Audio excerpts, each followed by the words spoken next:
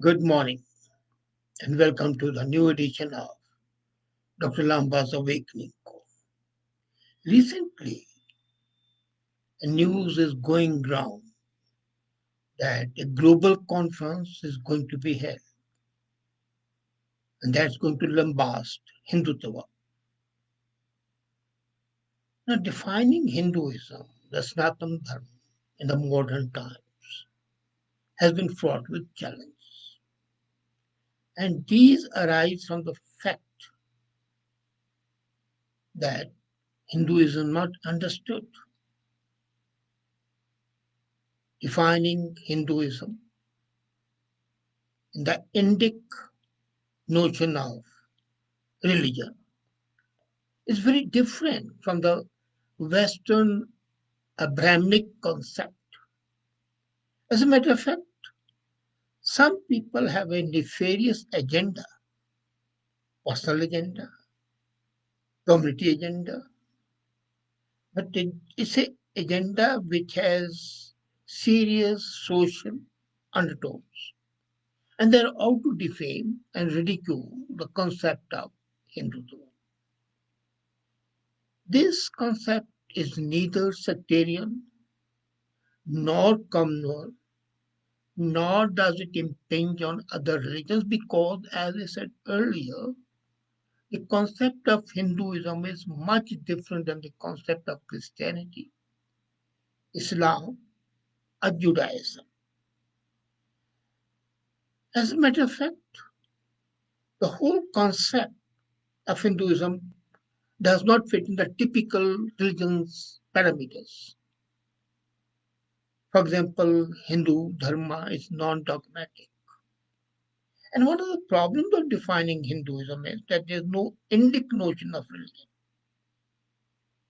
When outsiders came in contact with India, they tried to make sense of the Indic religions, including Hinduism, but they were looking at it from their colored glasses.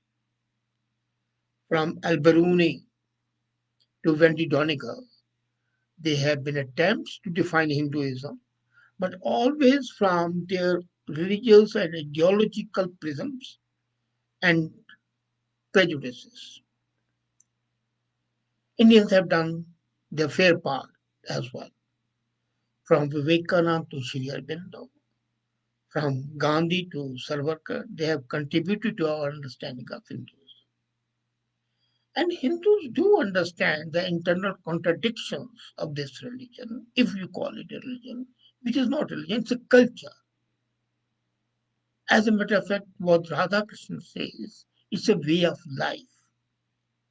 And this internal contradiction of Hinduism comes from quintessential Indic belief that there are many truths, but there is only one reality. So truths can differ. The famous story of elephant and the parts and the six blind men, each tied to different organ of the elephant, and said elephant is like a trunk, elephant is like a pillar, it's like a snake, it's like a winnowing plate, but the reality was elephant, not different parts. I remember reading a Rig Veda, one of the most ancient texts of Hinduism, proclaimed, Eka Sat Vipra Bodhave Vedanti. Truth is one, but why speak of it differently? However, explaining these contradictions to predisposed mind is not easy. On the other hand, some attempts to define Hinduism have exposed it to external threats from predatory religions which proliferate, which expand. For example, to say Hinduism is not religion is misused by fanatic evangelists to claim Hinduism is false religion. They ignore it as a culture, and it has a recorded history of over 5,000 years. It reveals its inherent capabilities, its epistemology, its ontology, its argumentative and disputation, and indigenous knowledge system. Sarvakar Hinduism is different. So, what is essential is that we have got to understand that Hinduism or Hindutava is nothing more than a misrepresentation of facts. Now, what is Hindutva? According to the people who want to degrade or exploit or misguide, they say it is a rabid form of Hinduism like Taliban, like ISIS, and other terror groups.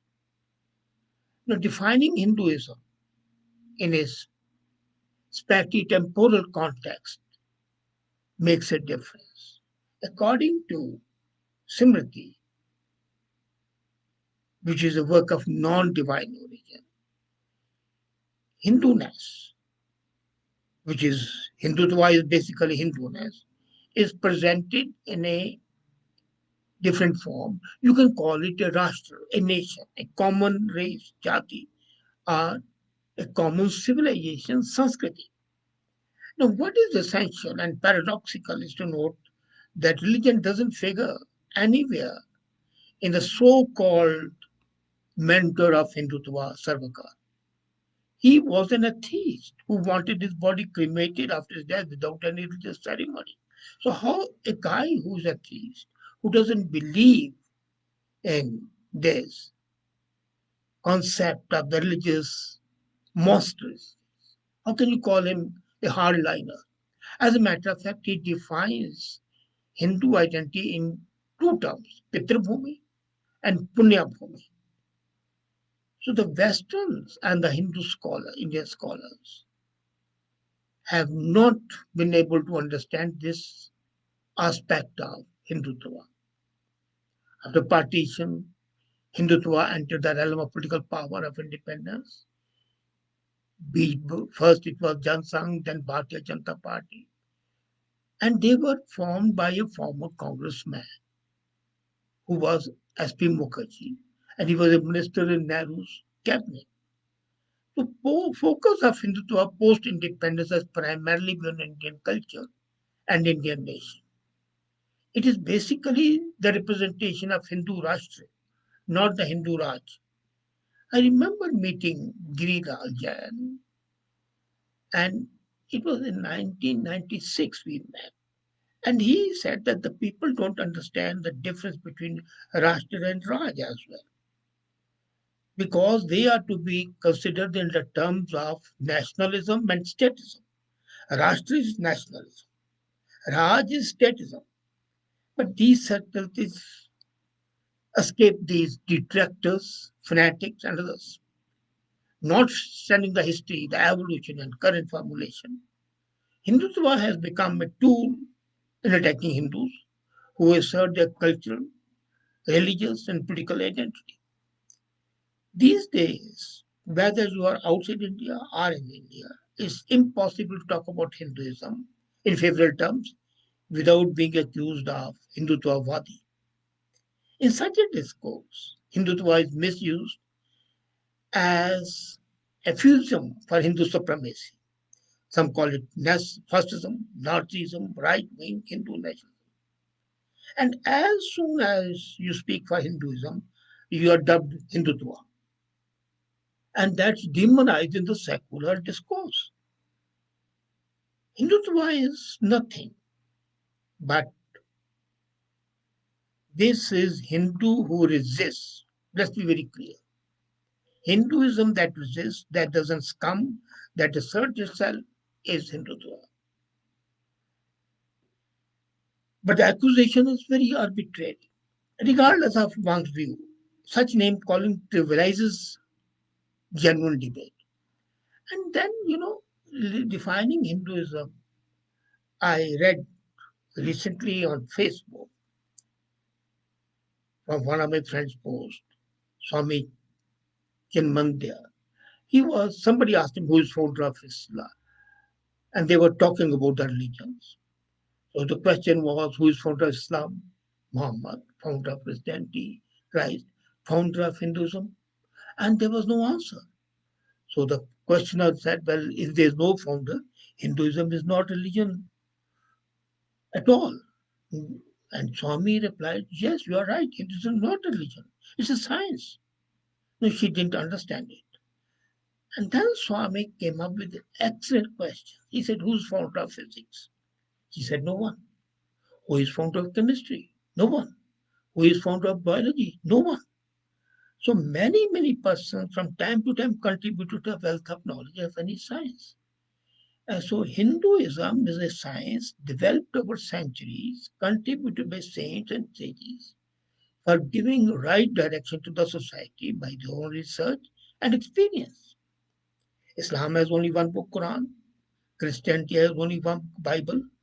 But Hinduism, if you go to a library, you'll see hundreds of books. And that's why Hinduism is a scientific religion. Talking about the forthcoming conference, and this conference is a global conference, is supported by 40 universities of repute. Imagine it. And this is being held on the 10th and 11th of September. And I remember it was the 11th of September, but the year was 1893. It was the Chicago, Illinois. And then one Indian ascetic, Vivekanand, gave a speech at the Parliament of Religions. And he spoke of rampant sectarianism, bigotry, and horrid descendants. How those people have filled the earth with violence, destroyed civilization, and sent about the nations to the despair. At the same time, he spoke about Hinduism and said that this religion has taught word tolerance and universal acceptance. 120 28 years have passed since then. That was 1893. Now it's 2020. So 128 years later, same days, 10th, 11th, and 12th, people from across the globe, anchored virtually by many elite institutions, will join together to condemn the same Hinduism from the platform of so-called dismantling global Hindutava conference. The conference intends to examine the historical development of Hindutva, the fascist dimensions of the ideology, perpetuation of violence against religious minorities, and other marginal. Now imagine they have already perceived without understanding that it's fascism, as I said earlier. If you want to hang a man, give him a bad name. Give a dog a bad name and hang him. In reality, the conference is an insult and onslaught on Hinduism, Hindu intellectual tradition, argumentation, disputation, and contemporary followers of Hinduism. Having a preconceived notion that it is fascism, that it is derogatory, that is perpetuation of violence, shows the mental makeup. Several radical left activists and academicians seem to be the conference. I was amazed that one of the panelists, for example, is a member of the Political Bureau of Communist Party of India. Another panelist has ties with the most violent Maoist group in India. Another person is the main organization of Wholly Against Hindutva. The organizations are known for their poor scholarship and ignorance of text and tradition. As a matter of fact, I would like them to call, say, the experts from leading institutes like Princeton, like Harvard, where they are the departments of the comparative religion, so that they can explain. But selective speakers being projected show the mental attitude. The organizations, as I said, they don't understand. One of the scholars, they claim, he's a scholar of Hindutva. He had written an article, I was amazed, that during Agni Pariksha in Valmiki's Ramayana, Sita tells Bhagwan Ram that he's a misogynist, pig, and uncouth. Nowhere in my reading of 40 Ramayanas, different versions, I've come across Sita condemning Ram, calling him a misogynist pig. The conference, as I said, boasts the backing of more than 40 elite universities. So this conference is basically likely to create a subdivide and is likely to be used by the promoters of Ghazwe Hind to create dissensions. It's also likely to create ill will in Khalistani inclined sects that they are being exploited. Nowadays, the farmers' agitation is going on. So all the groups which are disgruntled are going to get encouraged. Considering, now, as I said earlier, Hindu Dharma is unique. It does not fit the typical Hindu religion parameters. It's non-dogmatic. So when you do look at any religion or any concept from a preconceived notion, then you cannot have proper understanding. Most Westerns and the Hindu scholars, for example, don't understand it. They consider, for example, I heard and I hear many people think Hinduism is static and monolithic. It's not monolithic. Who says monolithic? As a matter of fact, the reality is the context, text, and substance of Hinduism has been changing over time, depending on the period involved and the person expounding it. An intellectual exercise aims to investigate, debate, and discuss. I agree. If Hindutava is bad, it must be discussed and castigated. But at least first discuss. However, no one has developed a system to judge a scholar's work on the parameters of Hindutva. But the conference has already derided what is not only to be rejected, but dismantled altogether. As a matter of fact, when you look at non-conforming Hindu scholars, they have thought that Hindutva is a smoke screen and it is used to instrumentalize real pain and suffering. Then can you deny the existence of Hindu phobia? I think this conference is basically Hindu phobia.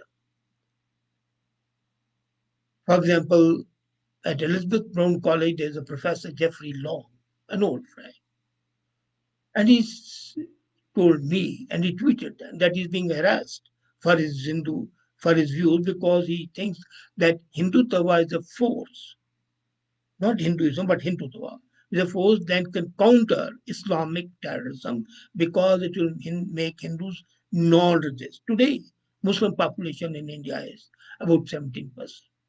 And the Kaira University professor said, no, the reality is about 22%. And if you have read my book, Islamic Art of War, you'll find when they are 25 to 30%, then you can be sure in the next 20 to 30 years, the country is going to be Islamic country.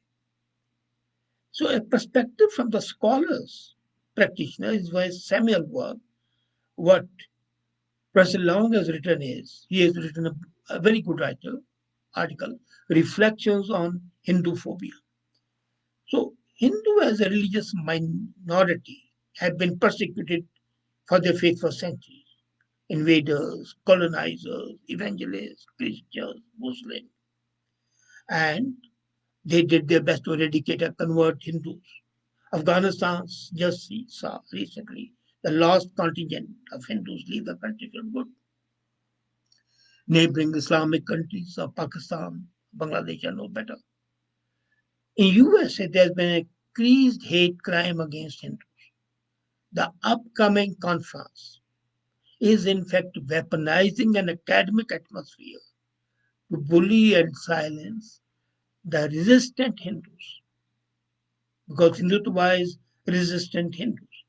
So it's a response field where faith community crosses its response threshold and it becomes harder for outsiders to ignore the response to the misrepresentations. So when there's a reaction to this, there's going to be a social divide. That's why I said this conference is divisive. It's not argumentative, it's not discussion, it's not debate, but it's presenting one side, and the presentation of one side necessarily means a division, resulting into strife, civil strife. So if I take Professor Long's attitude, his discourse, that Hindutava is, in fact, resisting Hindu, not accepting Hindus, accepting as far as the individual is concerned, resisting as far as the change and the conversion is concerned. So the fallacy of calling Hinduism as a divisive, as a counterpoise to Islamic or the Christianity hardliners can be accepted. But to say that it seeks to politicize Hinduism basically is against that concept of conversion.